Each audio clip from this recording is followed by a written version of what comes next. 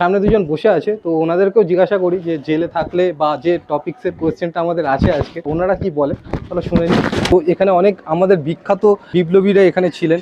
তো তুমি যদি এই জেলে দুদিনের জন্য তোমাকে যদি এই জেলে রাখা হয় তাহলে কি ক্যারি করতে চাইবে? চাইবো বলতে থাকা তো সম্ভবই না।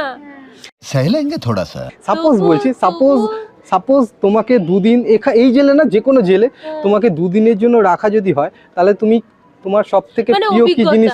অভিজ্ঞতা हम करे तो करे क्या, बोले तो बोले क्या। যে আমার এখন যে অভিজ্ঞতাটা হবে থাকলে মানে বোঝা যাবে যে তারা আমার থেকেও কত কষ্টকর ভাবে জীবন যাপন করতো। সেটা তো তারা বুঝবে। আমি বলছি যে তুমি কি ক্যারি করবে, কি নিয়ে ঢুকবে দুদিনের জন্য জেলে থাকলে?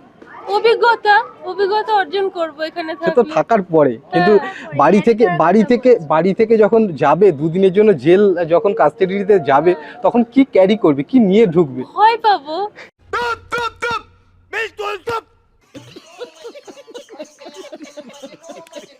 যে জেলের ভেতরে কিরকম ভাবে বন্দি, তুমি ফ্যামিলি আমি যদি সবাইকে কিছু ছেড়ে। পাই হ্যাঁ। তাহলে আমি ওই স্বদেশীদের ছবি নিয়ে ঢুকবো।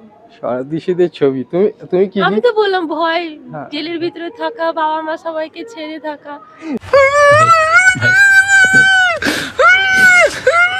नहीं भाई।